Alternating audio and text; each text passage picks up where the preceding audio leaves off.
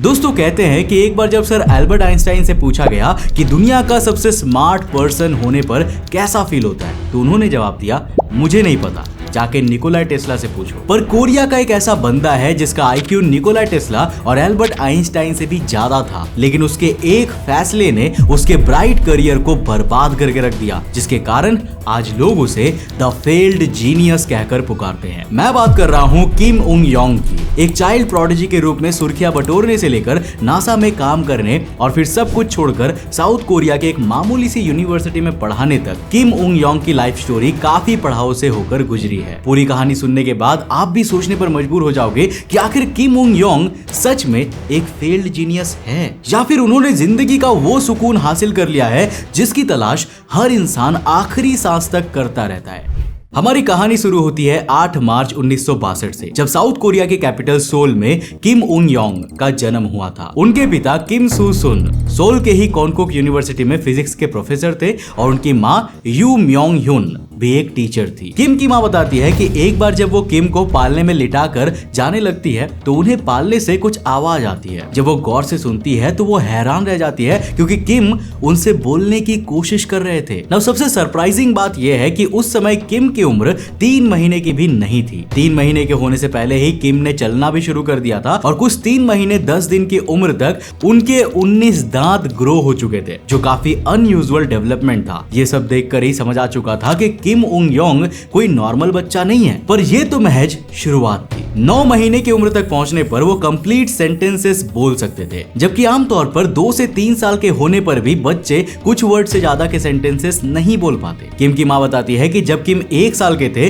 तब तक वो कोरियन अल्फाबेट्स को सीख चुके थे। साथ ही साथ वो 1000 कैरेक्टर क्लासिक नाम की एक 6th सेंचुरी की चाइनीज पोएम को पढ़ते थे, जिससे उन्होंने 1000 चाइनीज अल्फाबेट्स को पहचानना भी सीख लिया था। सिर्फ 3 साल की उम्र में किम उंग योंग ने कैलकुलस के प्रॉब्लम्स को सॉल्व करना सीख लिया था। और केवल यही नहीं, उन्होंने 247 पेजेस की एक बुक भी पब्लिश कर दी थी, जिसमें उनके द्वारा इंग्लिश और जर्मन में लिखे गए एसेज और उनकी कुछ कैलीग्राफी और इलस्ट्रेशंस थी, और ये बुक बाद में बेस्ट सेलर भी बनी थी। जब किम 5 साल के हुए ना, तब तक 5 लैंग्वेजेस को बोलना सीख चुके थे, जो थी कोरियन, जर्मन, इंग्लिश, जापानीज और फ्रेंच। यहाँ तक कि वो हानयांग यूनिवर्सिटी में फिजिक्स की क्लासेस भी लिया करते थे। और ये सारी बातें मैं ऐसे ही हवा में नहीं फेंक रहा, बल्कि उस समय किम को जापान के फेमस फूजी टेलीविजन पर भी इनवाइट किया गया था, जहां उन्होंने सभी के सामने डिफरेंशियल इक्वेशंस को सॉल्व करके ऑडियंस को हैरान कर दिया था। इसके बाद वो एक और जापानीज शो पर आए, जहां उन्होंने डिफरेंशियल और इंटीग्रल कैलकुलस की काफी कॉम्प्लिकेटेड प्रॉब्लम्स को सॉल्व करके दिखाया। जब किम सिर्फ 4 साल के थे ना, तब उनका आईक्यू टेस्ट किया गया था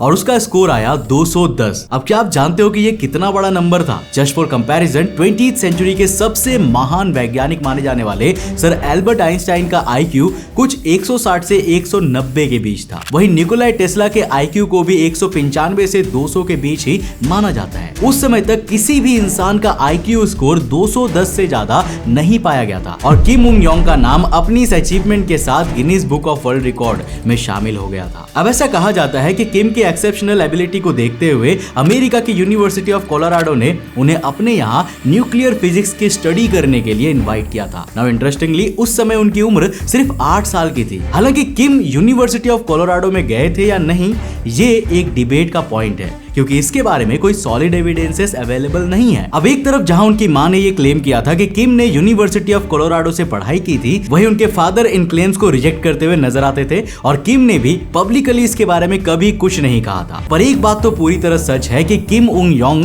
8 साल की उम्र में अमेरिका पहुंच चुके थे और उन्होंने दुनिया की सबसे बड़ी और रिनोन्ड स्पेस एजेंसी नासा को ज्वाइन कर लिया था। नाउ जस्ट इमेजिन कि एक 8 साल का लड़का दुनिया भर के कुछ सबसे ज्यादा जीनियस वैज्ञानिकों के साथ काम कर रहा था। लेकिन आखिर नासा में रहते हुए किम करते क्या थे? कुछ सोर्सेस की माने तो नासा में उनका काम रॉकेट्स की स्पीड और उसमें यूज होने वाले फ्यूल को कैलकुलेट करने का था। उसके साथ काम करने वाले लोग अक्सर उनकी एक्सेप्शनल मेमोरी और कॉम्प्लेक्स मैथमेटिकल प्रॉब्लम्स को सॉल्व करने की एबिलिटी को देखकर हैरान रह जाते थे। किम उंग योंग का करियर लगातार ग्रो कर रहा था और वे एक एकेडमिक जीनियस के तौर पर नई हाइट्स पर पहुंच रहे थे। लेकिन फिर एक दिन अचानक ही किम सब कुछ छोड़ने का डिसीजन ले लेते हैं। करीब 8 साल तक नासा में काम करने के बाद साल 1978 में किम डिसाइड करते हैं कि वो नासा की जॉब को छोड़कर वापस साउथ कोरिया चले जाएंगे। साउथ कोरिया वापस लौटने के बाद वो यहाँ के चोंगजू शहर में स्थित चुंगबुक नेशनल यूनिवर्सिटी में एडमिशन लेते हैं, जहाँ वो सिविल इंजीनियरिंग की स्टडी करते हैं और पीएचडी की डिग्री भी लेते हैं। अब ऐसा उन्हें इसीलिए करना पड़ता है क्योंकि साउथ कोरिया में बिना फॉर्मल एजुकेशन के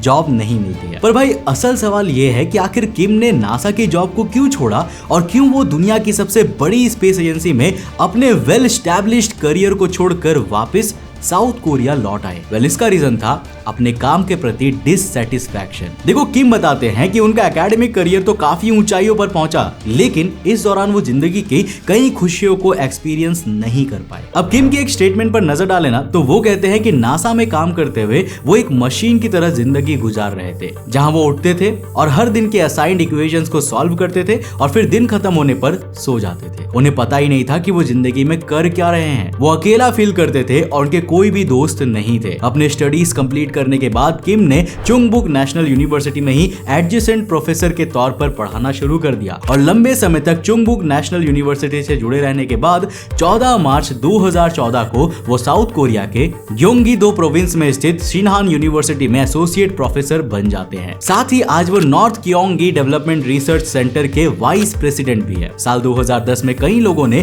किम उंग योंग को अपने इस फैसले को लेकर क्रिटिसाइज करना शुरू कर दिया और वो उन्हें फेल्ड जीनियस कहकर पुकारने लगे। उनका मानना था कि किम जितने इंटेलिजेंट और ब्राइट थे ना, वो लाइफ में काफी कुछ अचीव कर सकते थे और ह्यूमैनिटी के लिए कई रेवोल्यूशनरी इन्वेंशंस और एक्सप्लोरेशंस कर सकते थे। और उन्होंने साउथ कोरिया के एक यूनिवर्सिटी में एक आम से प्रोफेसर के रूप में काम करने का डिसीजन लिया। हालांकि किम की माने तो वो आज जो कर रहे हैं उसमें वो बहुत खुश है और लोगों को उनकी खुशी को फेलियर का टैग नहीं देना चाहिए। किम को अपने डिसीजन पर बिल्कुल भी पछतावा नहीं है और उनका मानना है कि हमारी सोसाइटी में एकेडमिक इंटेलिजेंस को कुछ ज्यादा ही प्रायोरिटी दी जाती है। किसी इंसान का हाई आईक्यू उसका कैरेक्टर डिटरमाइन नहीं करता और ना ही ये बताता है कि वो लाइफ में किस दिशा को चुनेगा। अपनी एक स्टेटमेंट में किम कहते हैं कि सोसाइटी को हर इंसान को एक तरह से जज नहीं करना चाहिए। हर इंसान के लर्निंग लेवल्स, होप्स, टैलेंट्स और ड्रीम्स अलग अलग होते हैं और हमें उनकी रिस्पेक्ट करनी चाहिए। देखो मुझे लगता है ना कि किम उंग योंग के एक्सेप्शनल इंटेलिजेंस ने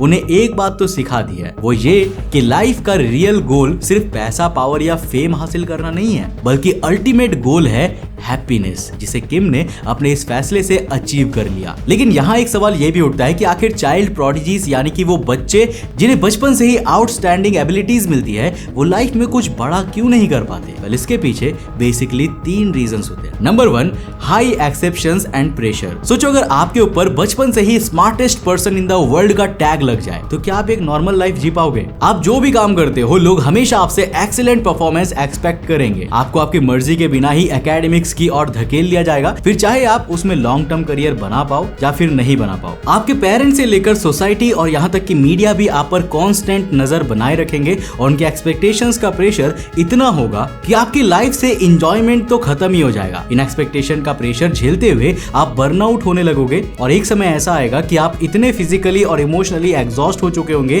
कि आप खुद ही अपनी कैपेबिलिटीज में इंटरेस्ट खोने लगोगे। Number 2, lack of social skills. एक चाइल्ड प्रोडिजी को एक पर्टिकुलर एरिया में इतना अंदर तक घुसा दिया जाता है कि उसके अंदर दूसरी स्किल्स तो डेवलप ही नहीं हो पाती है। वो खुद का सोशल डेवलपमेंट नहीं कर पाता और बड़े होते होते इन प्रोफेशनल एनवायरनमेंट के साथ खुद को एडजस्ट कर नहीं पाता। नंबर 3 है ओवर एम्फासिस ऑन टैलेंट। देखो दुनिया में टैलेंट ही सब कुछ नहीं होता। किसी बड़े लक्ष्य तक पहुंचने के लिए इंसान को लगातार हार्ड वर्क भी करना पड़ता है। माना कि इन चाइल्ड प्रोडिजीज में सीखने की एक्सेप्शनल एबिलिटीज होती है, पर एक बार दुनिया की नजरों में आने के बाद ना इन्हें अर्ली सक्सेस इतनी आसानी से मिलने लगती है कि इनका माइंडसेट हार्ड वर्क करने का तो होता ही नहीं है और इसीलिए समय के साथ साथ ये अपने लॉन्ग टर्म गोल्स को कंप्लीट करने के पहले ही हार मान जाते हैं या फिर किसी और फील्ड में शिफ्ट हो जाते हैं। वैसे आप इसके बारे में क्या सोचते हैं? अपनी राय नीचे कमेंट सेक्शन में लिखकर जरूर बताइएगा। दोस्तों अगर इस वीडियो से कुछ नया सीखने को मिला तो इस वीडियो को लाइक कर देना और अपने दोस्तों के साथ जरूर शेयर करना। अगर आप नए हो इस चैनल पे तो ऐसे इंटरेस्टिंग वीडियोस के लिए चैनल को सब्सक्राइब करने के साथ साथ नोटिफिकेशन बेल ऑन कर देना।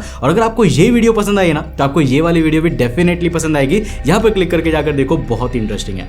मैं मिलता हूँ आपको नेक्स्ट एपिसोड के साथ, तब तक के लिए बाय, जय हिंद।